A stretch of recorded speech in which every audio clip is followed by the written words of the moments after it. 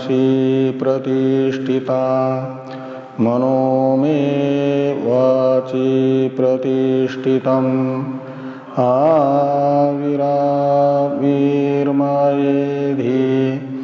वेदस्य मानिस्थ श्रुतं मे मा प्रहसि रनेनाधीतेन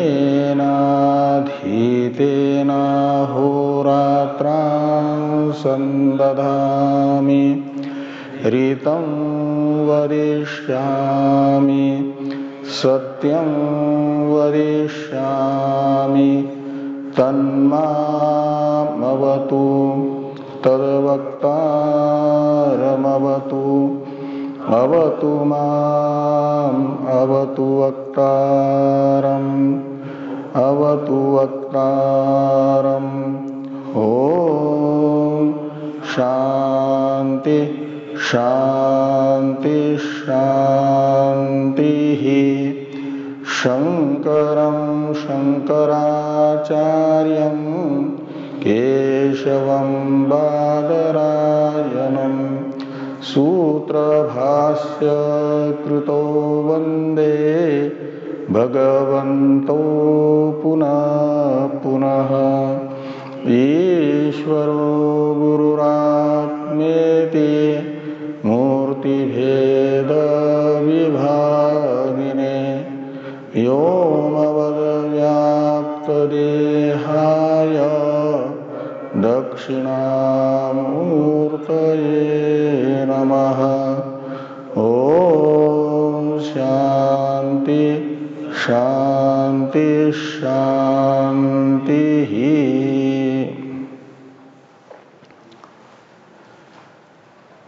ऋग्वेदीय ऐत्रेय उपनिषद के द्वितीय अध्याय के संबंध भाष्य की चर्चा हम लोग कर रहे हैं।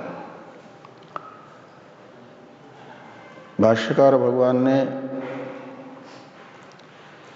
ये बताया कि दो दृष्टियां हैं। एक नित्य दृष्टि है आत्मदृष्टि और एक अनित्य दृष्टि है चक्षु दृष्टि। ऐसे नित्य श्रुति अनित्य श्रुति। अनित्य श्रुति दृष्टियादि है चक्षुरादि इंद्रिय जन्य वृत्त्यात्मक, और नित्य दृष्टि है उस वृत्ति को प्रकाशित करने वाला साक्षी का स्वरूप भूता दृष्टि। इस प्रकार दो प्रकार की दृष्टि है। ये दो प्रकार की दृष्टि को सिद्ध किया पहले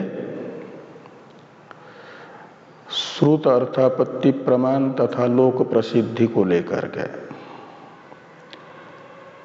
और इस नित्य आत्मदृष्टि को स्वीकार न करके पूर्व पक्षी के अनुसार आत्मदृष्टि भी अनित्य ही मानेंगे। एक ही प्रकार की दृष्टि है, अनित्य ही। इंद्रिय संयोगजा एक ही दृष्टि है, नित्य दृष्टि कोई नहीं है। ऐसा मानने पर श्रुति विरोध नामक दोष बताया और प्रत्यक्ष विरोध भी बताया। अब पूर्व पक्षी सिद्धांति के अनुसार एक नित्य दृष्टि स्वीकार कर लेंगे तो सिद्धांत मत में अनुसार नित्य आत्मदृष्टि है तो उसमें अनित्यत्व की प्रतीति कैसे हो रही है, यह प्रश्न सिद्धांति से करते हैं। उसका उत्तर है नित्य आत्मनो दृष्टिर इत्यादि। इस प्रश्न नित्यात्मनो दृष्टिर इत्यादि भाष्य वाक्य की अवतरण टीका है शंका के रूप में। पहले उसे देखिए, 72 नंबर पृष्ठ पर टीका में पहला वाक्य है कि ननु आत्मदृष्टेर नित्यत्वे कथम तत्र अनित्यत्व प्रतीति ही। ये एक प्रश्न उपस्थित होगा, या इसी प्रश्न का एक परिवर्तित दूसरा स्वरूप बताया गया कथम वा इत्यादि से। तो पहले एक जो स्वरूप है प्रकार प्रश्न का उसको देखिए कि आत्मदृष्टेर नित्यत्वे श्रुति विरोध तथा प्रत्यक्ष विरोध न हो, इसलिए और श्रुत अर्थापत्ति प्रमाण एवं लोक प्रसिद्धि से सिद्ध आत्मदृष्टि को नित्य स्वीकार करने पर ये आत्मदृष्टेर नित्यत्वे का अर्थ निकलेगा। सती सप्तमी है। तो कथम तत्र अनित्यत्व प्रतीति, तो तत्र यानी आत्मदृष्टौ, तो आत्मदृष्टि में नित्यत्व की प्रतीति होनी चाहिए, न कि अनित्यत्व की। लेकिन अनित्यत्व की प्रतीति हो रही है, और सामान्य व्यक्ति को नहीं हो रही है, जो वैशेषिकादि हैं उन विचारकों को हो रही है आत्मदृष्टि में अनित्यत्व की प्रतीति। ये एक प्रश्न हुआ, प्रश्न का एक प्रकार हुआ कि कानादादि को नित्य आत्मदृष्टि में अनित्यत्व की प्रतीति कैसे हो रही है। प्रतीति हो रही है इसलिए तो आत्मदृष्टि को अनित्य वो बता रहे हैं। इसी प्रश्न का एक रूपांतर है कि कथम वा अस्य लोकस्य अनित्या एव सर्वापि दृष्टि इति निश्चयः। निश्चयश्च च शब्द है समुच्चय अर्थ में। जो पहला प्रश्न था उसके साथ द्वितीय प्रश्न का समुच्चय दिखाने के लिए। तो कथम शब्द का अन्वय निश्चय के साथ होगा। तो अस्य लोकस्य निश्चय कथम, ऐसा अन्वय करिए। तो अस्य लोकस्य शब्द से लेना जो लौकिक लोक और उन अविचारक लोगों लोक को भी ये निश्चय कैसे हो रहा है। आत्मदृष्टि यदि नित्य है तो नित्य आत्मदृष्टि में अनित्या एव सर्वापि दृष्टि, तो नित्य आत्मदृष्टि के होते हुए भी ये विपरीत निश्चय कैसे हो रहा है कि सर्वापि दृष्टि। तो सर्वापि दृष्टि से ली गई चक्षुरादि दृष्टि जो इंद्रिय संयोगजा है, और इसका संकोचक कोई न होने से आत्मदृष्टि जिसको कहा जा रहा है वो दृष्टि भी। तो सभी दृष्टि अनित्य ही है। इस प्रकार का निश्चय भ्रमात्मक वेदांती की दृष्टि में है, लेकिन लोक दृष्टि से तो ये यथार्थ निश्चय ही है। ये निश्चय कैसे होगा आत्मदृष्टि के नित्य होने पर, ये प्रश्न हुआ। इसलिए कहते इति आशंक्य, इस प्रकार की आशंका करके इसका समाधान जिस अभिप्राय से सिद्धांती कर रहे हैं वह अभिप्राय बता रहे हैं आशंके। इसके बाद में टीकाकार सिद्धांति का अभिप्राय। ग्राह्य अनित्य दृष्टिगत गतम अनित्यत्वादि सर्वं ग्राहिकायाम नित्य दृष्टो भासते। ग्राह्याय पिंड गत वर्तुलत्वादि धर्मानाम ग्राहक अज्ञादो दर्शन भान दर्शनात् अतो लोकस्य तथा प्रतीति उपपद्यते इत्याह नित्येत्यादिना। तो इति आह के पहले तक प्रतीति तथा प्रतीति उपपद्यते, यहाँ तक के टीका ग्रंथ से टीकाकार ने नित्यात्मनो हो इत्यादि जो सिद्धांत वाक्य आ रहा है उसका अभिप्राय बताया।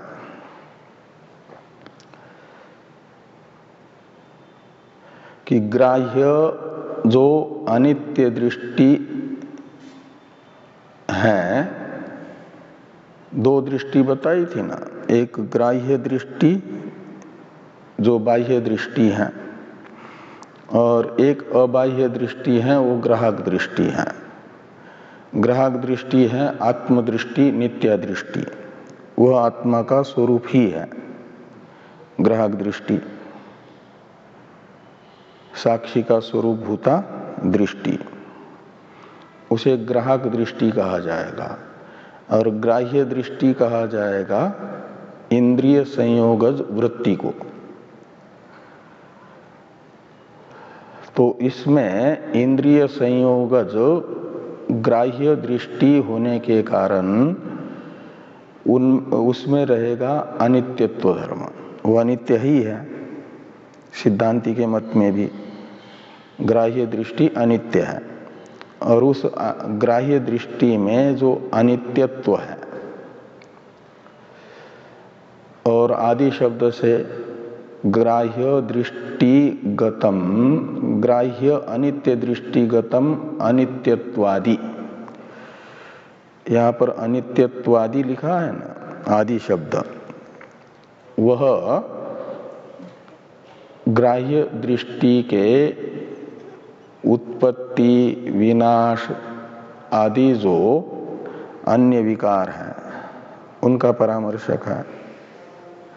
तो अनित्यत्व है, उत्पत्ति है, विनाश है, यानी आगमापायित्व है, ये आदि शब्द से लीजिए।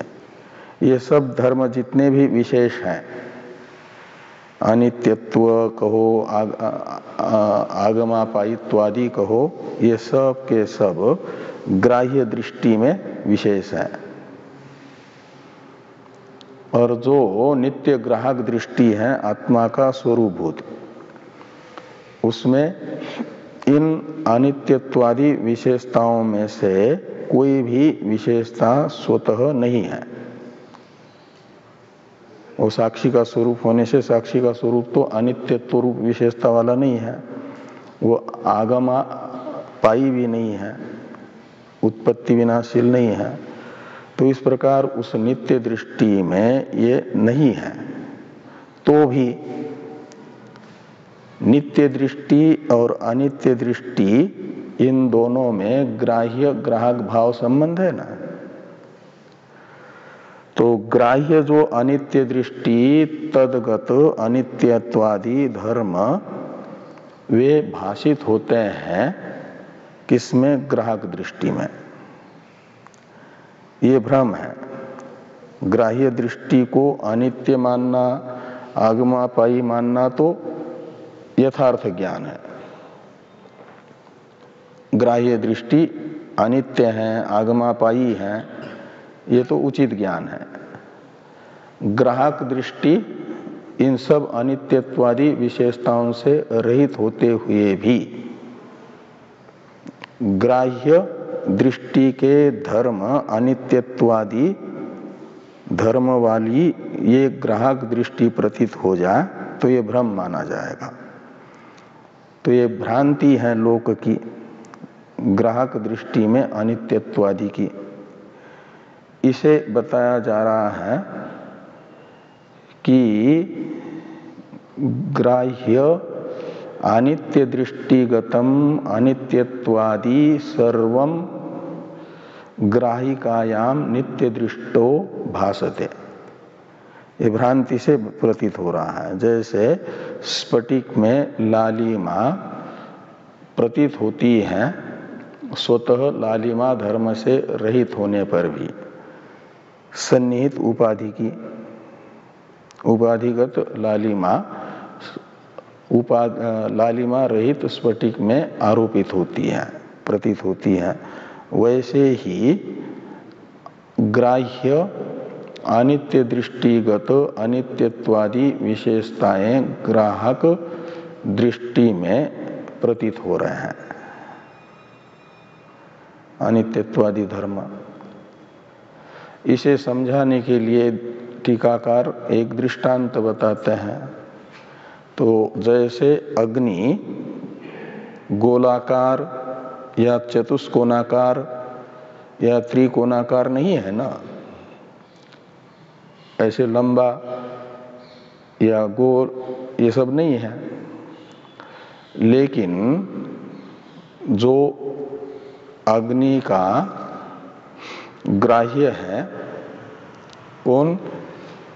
लोह पिंड, अयह कहते हैं लोहे को। अयह पिंड यानी लोहे का पिंड, लोहे का गोला ले लो या चौरस लोहा ले लो, उसे अग्नि में डाल देंगे तो ग्राह्य जो अयह पिंड है तदगत गोलाकारत्वादि यानी गोलाकारत्व आकारत्व चतुष्कोणाकारत्व आदि ये सब के सब धर्म प्रतीत होते हैं अग्नि में। अग्नि गोलाकार है, अग्नि चतुष्कोणाकार है, अग्नि त्रिकोणाकार है, ऐसा। तो ये कहा कि ग्राह्य अय पिंडगत, पिंड का विशेषण है अयह और ग्राह्य। तो अयह यानी लोहे का जो पिंड है, और वो कैसा है? ग्राह्य है, यानी अग्नि के द्वारा प्रकाश्य है।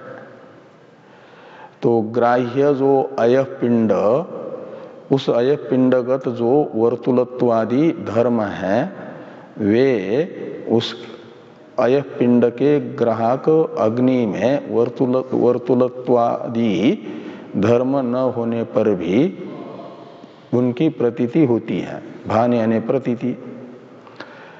तो ग्राहक अग्न्यादो भान दर्शनात् यानी प्रतीति दर्शनात्।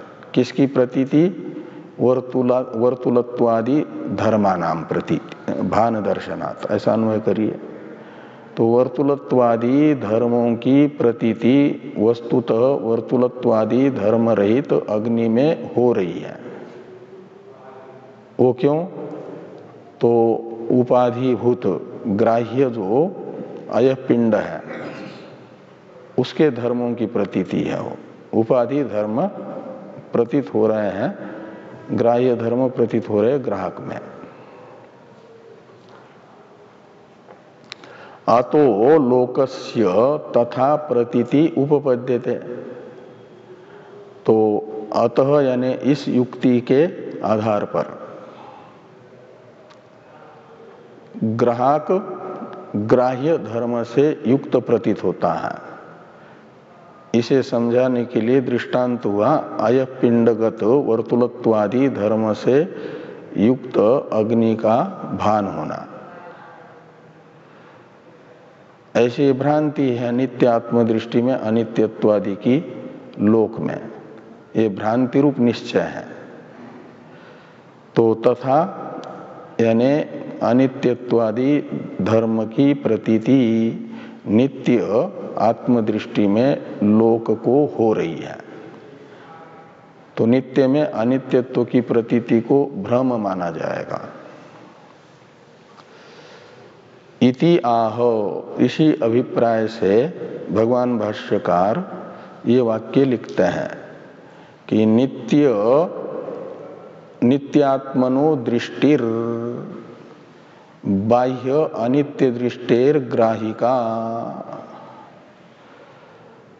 तो आत्मनो दृष्टिर नित्या, तो इस प्रकार एक आत्मदृष्टि का विशेषण हुआ नित्या, और दूसरा विशेषण है बाह्य अनित्य दृष्टेर ग्राहिका। नित्य आत्मदृष्टि कैसी है? तो बाह्य जो अनित्य दृष्टि है, बाह्य अनित्य दृष्टि है इंद्रिय संयोगज दृष्टि, और उसकी ग्राहक जो आत्मदृष्टि है वह नित्य है। ये है वास्तविकता। अनित्य ग्राह्य दृष्टि की ग्राहक आत्मदृष्टि नित्य है, ये वास्तविकता है। लेकिन वो ग्राह्य दृष्टि के अनित्यत्व की ग्राहक दृष्टि में प्रतीति होती है, वह भ्रांति है। और अधिकतर लोगों को यह भ्रांति है कि आत्मदृष्टि नित्य है, अनित्य है। ये भ्रांति है अधिकतर लोगों की।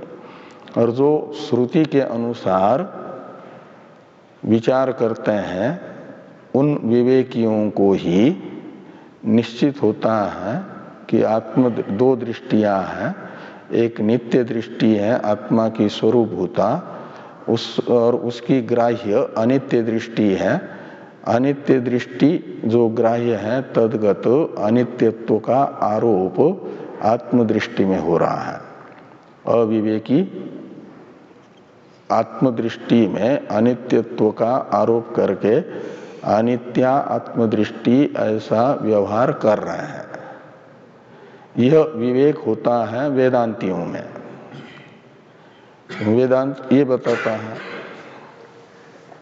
इसे आगे कह रहे हैं, लोक की भ्रांति को दिखा रहे हैं कि बाह्य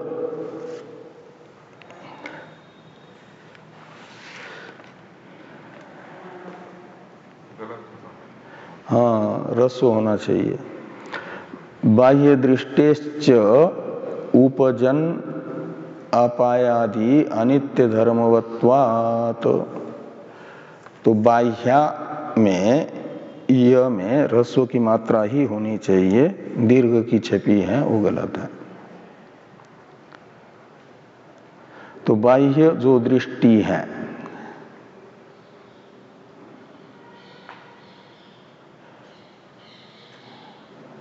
वह कैसी है? उपजन अपायादि अनित्य धर्म वाली है।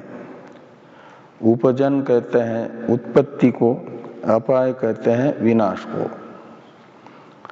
और आदि शब्द से दूसरे धर्म भी लेना। जैसा विषय होगा उस विषय का आकार धारण कर लेती हो। वस्तुतः तत्तद आकार वाली नहीं है। तो वो जो विषयाकारत्व वो ले लीजिए आदि शब्द से। ये सब अनित्य पदार्थ के धर्म हैं। तो अनित्य जो बुद्धियादि उनके धर्म हैं, और उन धर्मों का अनित्य धर्मवत्वात्, ये बाह्य दृष्टि में अनित्य धर्मवत्व होने से तद्ग्राहिकाया आत्मदृष्टे, तो तद्ग्राहक में तत्शब्द से बाह्य दृष्टि को लेना। तो बाह्य दृष्टि की ग्राहक जो आत्मदृष्टि है वो तो नित्य है। तो नित्य होने पर भी तद्वत अवभासमानत्वम, यहाँ पर भी तत्शब्द से अनित्यत्वादि धर्म को लेना। और अनित्यत्वादि धर्म वत्तया अवभासत्व यानी भासमानत्व, ये निमित्त है किसमें? कहते अनित्यत्वादि भ्रांति निमित्तम। तो अनित्य आत्मदृष्टि में अनित्यत्वादि भ्रांति का निमित्त है तद्वत अवभासमानत्व, यानी ग्राहक दृष्टि का ग्राह्य दृष्टि के तरह भाषित होना, यह आत्मदृष्टि में अनित्यत्वादि भ्रांति का निमित्त है। निमित्तम लोकस्य इति युक्तम, यानी लोगों को भ्रांति होने में निमित्त है ग्राहक दृष्टि का ग्राह्य दृष्टि के धर्मवत्तया भान होना, इसलिए लोगों को भ्रम हो रहा है। इति युक्तम यानी इति उचितम, ये युक्ति से निश्चित होता है। इसे समझाने के लिए भाष्य में दृष्टांत है यथा इत्यादि। इसका अवतरण लिखने से पहले टीकाकार पूर्ववाक्यस्थ अवभासमानत्वम जो निमित्त बताया है ना, उसका अर्थ करता है कि ग्राह्य तद्वत अवभासमानत्वम का अर्थ करते हैं ग्राह्यवत अवभासमानत्वम इत्यर्थ। यहाँ पर भी ग्राह्या हुआ है ना, वो ग्राह्य होना चाहिए। तो ग्राह्यवत अवभासमानत्वम, तो ग्राह्य जो बाह्य दृष्टि है उस बाह्य दृष्टि के तरह अवभासमानत्व, ये विषय तद्वत अवभासमानत्व का अर्थ है, और ये निमित्त है भ्रांति का। अब यथा इत्यादि वाक्य की अवतरण टीका है। ग्राह्य धर्मस्य ग्राहके भानम दृष्टान्तेन स्पष्टयति। ग्राह्य के धर्म ग्राहक में प्रतीत होते हैं, इस बात को दृष्टांत से स्पष्ट करते हैं भगवान भाष्यकार यथा भ्रमणादि इत्यादि से। टीका में टीकाकार ने ग्राह्य अयः पिंडगत वर्तुलत्वादि ये दृष्टांत बताया था। भाष्यकार भगवान दूसरा दृष्टांत बता रहे हैं कि यथा भ्रमणादि धर्मवत आलातादि वस्तु विषय दृष्टिरपि भ्रमतीव तद्वत। तो कहते हैं जैसे भ्रमणादि धर्मवत जो आलातादि पदार्थ हैं, वस्तु हैं,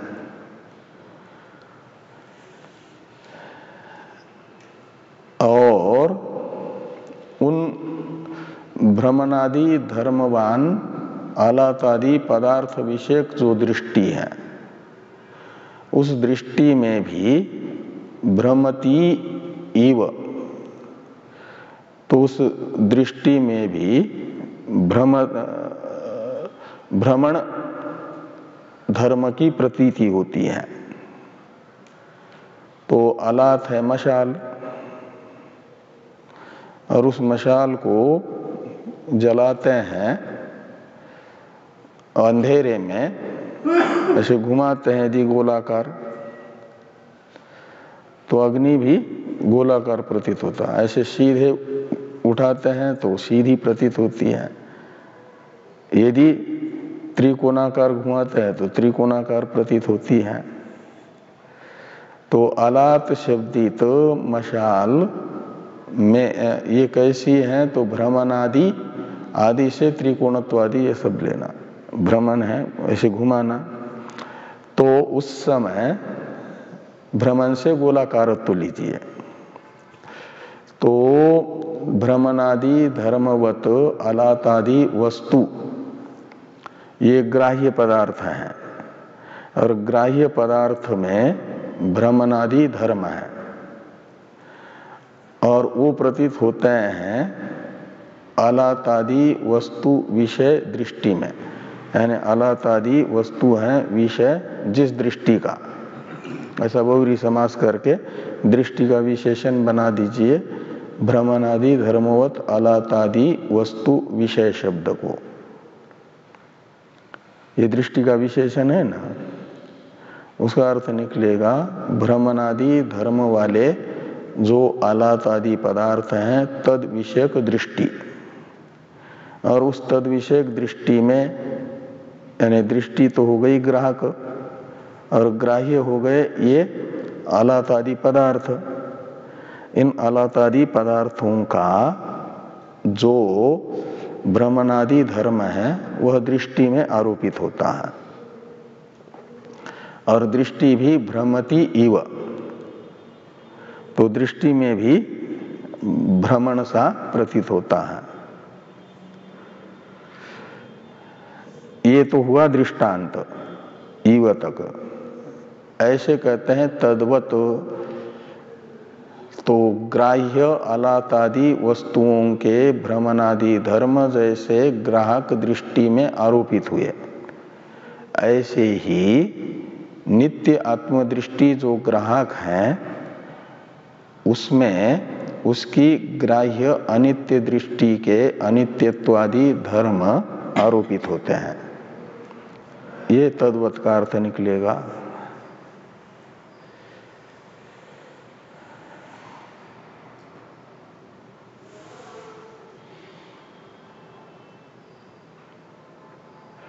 तो यथा भ्रमणादि धर्मवत आलातादि वस्तु विषय दृष्टि, ये एक पद है ना यहां तक। कहां तक? भ्रमणादि से लेकर के दृष्टि तक। इस एक पद के अंदर 2 बार आदि शब्द का प्रयोग हुआ है। एक तो भ्रमणादि धर्म, भ्रमणादि यहां पर आदि शब्द है ना, और दूसरा आलातादि। तो भ्रमणादि धर्म, ये धर्म के पहले धर्म को दिखाने के लिए आदि शब्द का प्रयोग है, और वस्तुओं को दिखाने के लिए आलातादि में आदि शब्द का प्रयोग है। तो पहले आदि शब्द से क्या कौन से धर्मों को लेना, दूसरे आदि शब्द से कौन से ग्राहक पदार्थों को लेना, ये बता रहे हैं। ग्राह्य पदार्थों को लेना तो पहले है ग्राह्य वत अवभासमानत्वम इत्यर्थ, तद्वत अवभासमानत्वम। अच्छा नहीं, इसके नीचे है तो आदि शब्देन गमनादि गृह्यते, आदि शब्देन गमनादि गृह्यते। कौन से आदि शब्द से? भ्रमणादि। यहाँ पर जो आदि शब्द है वह आदि शब्द गमनादि धर्मों का वाचक है, परामर्शक है। और दूसरा जो आदि शब्द है उसके विषय में कहते हैं द्वितीय न धावत पक्षादि, तो आलातादि वस्तु,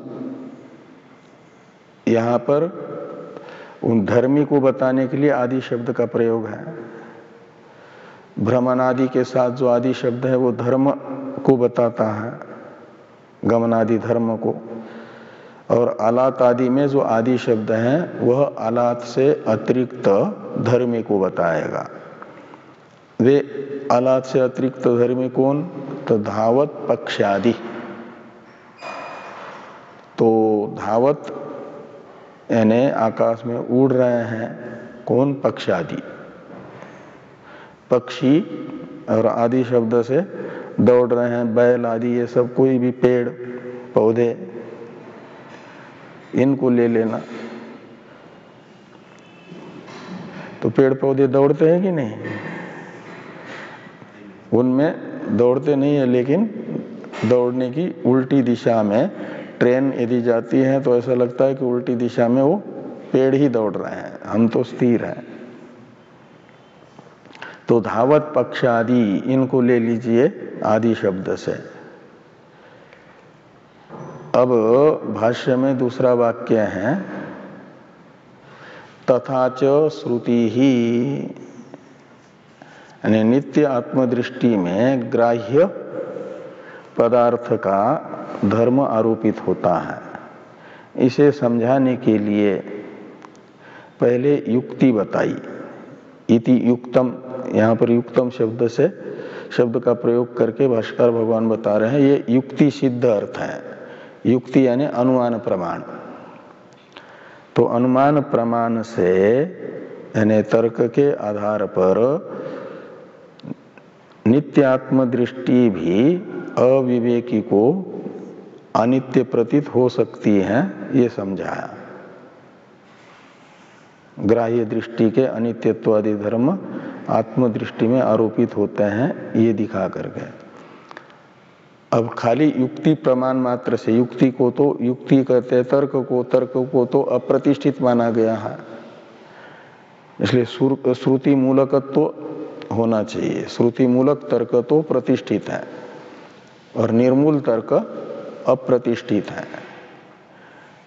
इसलिए श्रुति को भी बता रहे हैं कि श्रुति भी बताती है कि नित्य आत्मदृष्टि में ग्राह्य पदार्थ के धर्म का आरोप होता है,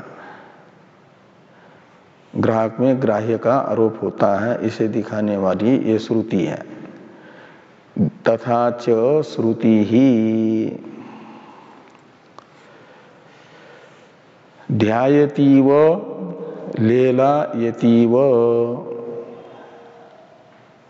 तो ध्यायतीव लेलायतीव इति यानी इति श्रुति, यानी यह श्रुति भी ये बता रही है कि नित्य आत्मदृष्टि में अनित्य ग्राह्य पदार्थ के अनित्यत्वादि धर्म का आरोप होता है। आत्मा ध्यान करता है कि नहीं? आत्मा में ध्यान कर्तृत्व है कि नहीं? शुद्ध आत्मा किसी का ध्यान नहीं करता है। उसको किसका ध्यान करना है? ब्रह्म को किसका ध्यान करना है? तो आत्मा का मतलब ब्रह्म है, शुद्ध आत्मा ही ब्रह्म है ना, निर्विशेष ब्रह्म। वह ध्यान रहित है। कौन? शुद्ध आत्म तत्व, शोधित त्वम पदार्थ साक्षी, और ध्यान भी नहीं करता और चंचल भी नहीं होता। अभी यहां तो फिर कहीं और एक क्षण के अंदर ही दौड़ लगाता है, वो उपाधि लगाती है। हरिद्वार में है तो क्षण के बहुत अल्प हिस्से में काशी में भी पहुंच जाता है, बद्रीनाथ पहुंच जाता है। ये कौन? मन। वो आत्मा की उपाधि है। लेकिन आत्मा जो पहले से पहुंचा ही हुआ है, उसको क्या पहुंचना है, उसको क्या दौड़ लगानी है? वो तो व्यापक है। इसलिए लेला कहते हैं चंचलता को, कंपन को। तो उसमें न तो स्थिरता है यानी ध्यान कर्तृत्व है, न तो चंचलता है। लेकिन ये कहा जाता है इस समय मैं ध्यान कर रहा हूं, इस समय मैं बड़ा चंचल हूं, अस्थिर हूं। तो मैं का तो अर्थ है साक्षी, शोधित त्वम अर्थ। वह ध्यान रहित होने पर भी, लेला रहित होने पर भी उसमें ध्यान तथा लेला आदि जो उपाधिभूत ग्राह्य पदार्थ हैं, अंतःकरण आदि, उसके धर्म है ये सब ध्यान लेला आदि। और उन धर्मों का आरोप वो ग्राह्य अंतःकरण होने से, ग्राह्य अंतःकरण का साक्षी है ना आत्मा, और उस अंतःकरण रूप ग्राह्य का धर्म ग्राहक साक्षी में आरोपित होता है और आत्मा ध्यान करता सा प्रतीत होता है, चंचल सा प्रतीत होता है। ये यहाँ पर कहते हैं कि ध्यायतीव लेलायतीव, इसलिए ईव शब्द का प्रयोग किया है कि वस्तुतः वह ध्यान तथा लेला रूप क्रिया से रहित है, अक्रिय है।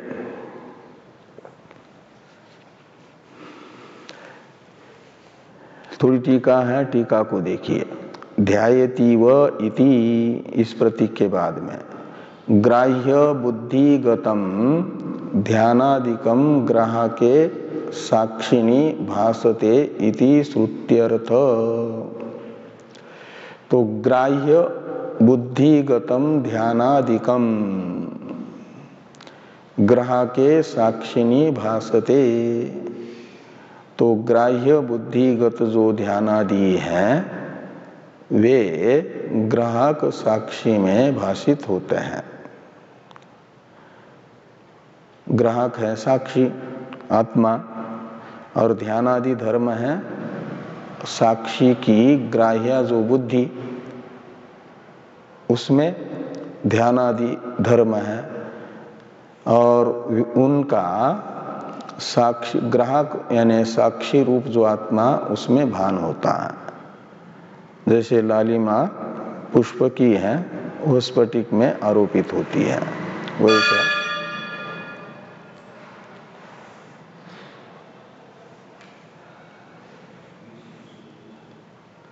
तो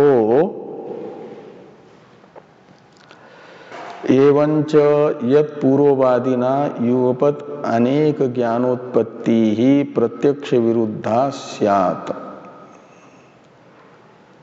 इति उक्तम तत्परिहितम इत्याह तस्मात्। ये तस्मात् का अवतरण है टीका में। भाष्य में तस्मात् इत्यादि वाक्य आ रहा है ना, इसका अवतरण लिखते हैं टीकाकार कि एवंच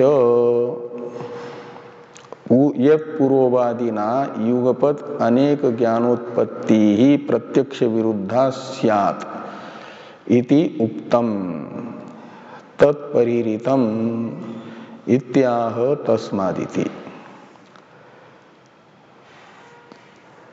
तो पूर्व पक्षी ने ये कहा था कि आत्मदृष्टि को नित्य मानेंगे यदि, आत्मदृष्टि, आत्मश्रुति, आत्ममति, आत्मविज्ञाति, इन शब्दों से कहा जा रहा है साक्षी का स्वरूपभूत ज्ञान। साक्षी के स्वरूपभूत ज्ञान को ही इन शब्दों का प्रयोग करके कहा जा रहा है। तो ये यदि नित्य है आत्मदृष्टि आदि, तो फिर हमेशा रहेंगे। तो युगपत अनेक ज्ञान मानने पड़ेंगे ना, और नियम है कि ज्ञान का योगपद्य नहीं होता। एक साथ एक क्षणावच्छेदन दो ज्ञान नहीं रहते हैं, एक समय एक ही ज्ञान रहेगा। और यदि नित्य है ज्ञान तो फिर ये नित्य आत्मदृष्टि को, आत्मश्रुति को, ये दोनों भी ज्ञान है, आत्मदृष्टि और आत्मश्रुति। ऐसे आत्ममति, आत्मविज्ञाति, इन सब ज्ञानों को एक साथ हमेशा स्वीकार करना पड़ेगा ना। तो ज्ञान का जो अयोगपद्य है, युक्ति से बताया गया, उसका विरोध होगा। और ज्ञान के युगपत अनेक ज्ञान की उत्पत्ति ये प्रत्यक्ष विरुद्ध है। वो प्रत्यक्ष विरोध नामक दोष पूर्व पक्षी ने पहले बताया था, वह मानना पड़ेगा। सिद्धांत मत में प्रत्यक्ष विरोध नामक दोष आएगा, ऐसा जो पहले पूर्व पक्षी ने कहा था। कहते हैं एवं तत्परिहितम, ऐसा अन्वय करिए, एवं च तत्परिहितम। तो जो पहले पूर्व पक्षी ने सिद्धांत मत में प्रत्यक्ष विरोध नामक दोष दिखाया था, उसका परिहार हो गया। आत्मदृष्टि को नित्य भी माना और अयोगपद्य भी सिद्ध होगा, क्योंकि नित्य जो आत्मदृष्टि है उसमें योगपद्यत्व अयोगपद्यत्व नहीं होगा। योग पद्य का अर्थ होता है एक साथ उत्पन्न होना। तो जब नित्य है तो उत्पन्न ही नहीं होगा। आत्मदृष्टि आत्मश्रुति शब्दित ज्ञान उत्पन्न ही नहीं होगा तो योग पद्य की आपत्ति भी नहीं आएगी वो नित्य होने से। इसे कह रहे हैं भाष्य में भगवान भाष्यकार कि तस्मात् आत्मदृष्टेर नित्यत्वात्। तो तस्मात् का ही अर्थ कर दिया आत्मदृष्टेर नित्यत्वात्। ये टीका में टीकाकार लिखते हैं कि तस्माद् इति अस्य अर्थम आह आत्मदृष्टेरिति। तो तस्मात् इस पंचम्यंत सर्वनाम का अर्थ है आत्मदृष्टेर नित्यत्वात्, आत्मदृष्टि नित्य होने से, ये तस्मात् का अर्थ निकलेगा। तो आत्मदृष्टि के नित्य होने से क्या हुआ? कहते न योगपद्यम, यानी आत्मदृष्टेर न योगपद्यम, ऐसा अन्वय करना। योगपद्य का अर्थ होता है एक साथ उत्पन्न होना, एक कालावच्छेदेन।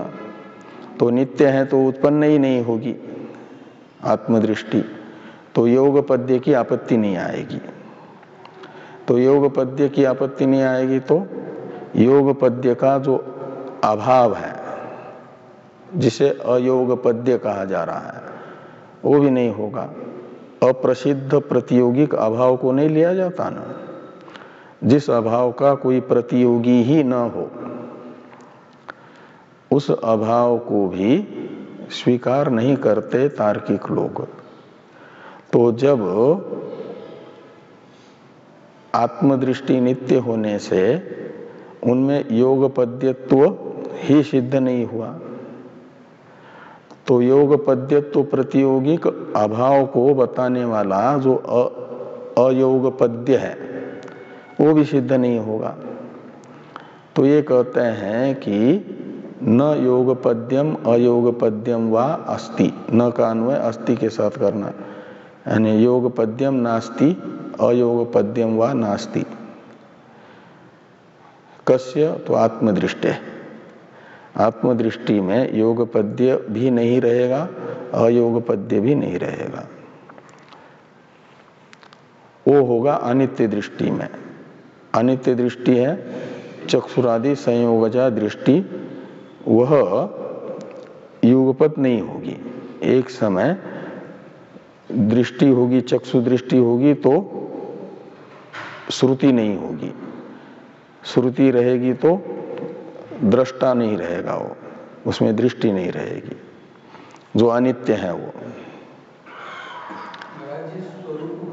आत्मा में ग्राहकत्व धर्म क्या? स्वरूपभूत आत्मा में ग्राहकत्व धर्म रहेगा? गायकत्व, ग्राहकत्व, ग्राहकत्व। तो ग्राहकत्व भी ग्राह्य की अपेक्षा से कहा जा रहा है। जैसे साक्षी भी साक्ष्य की अपेक्षा से कहा जाता है ना, तो साक्ष्य गलत है यानी मिथ्या है, तो ग्राहकत्व भी वैसा ही आरोपित है व्यवहार के लिए, नहीं तो उसमें ग्राहकत्व रूप विशेषता भी नहीं है। वो ग्राह्यत्व ग्राहकत्व विशेषता रहित निर्विशेष है।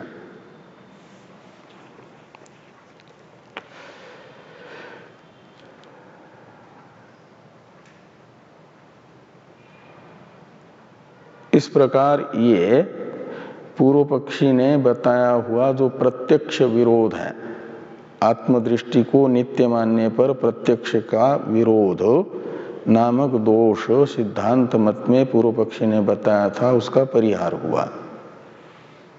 टीका में एक वाक्य है, अनेक निरूप्यत्वात् योगपद्यस्य। तो योगपद्य क्यों नहीं है आत्मा में? कहते इसलिए कि अनेक निरूप्यत्वात् योगपद्यस्य, योगपद्य को अनेक की अपेक्षा है, एक साथ उत्पन्न होना। एक ही यदि होगा तो एक साथ उत्पन्न होना क्या थोड़ी माना जाएगा। उसके लिए अनेक धर्म होने चाहिए, धर्मी पदार्थ होने चाहिए जो एक साथ उत्पन्न हो रहे दिखाने के लिए।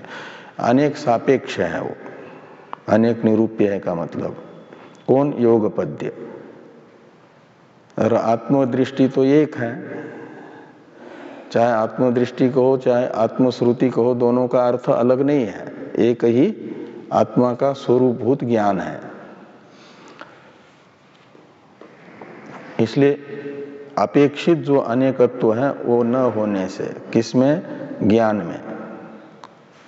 और तद अभाव रूपत्वात् अयोगपद्यस्य, और अयोगपद्य योगपद्य के अभाव रूप होने से क्या होगा? एकस्याम दृष्टो तद उभयम अपि नास्ति, तो आत्मदृष्टि में ये दोनों भी नहीं रहेंगे।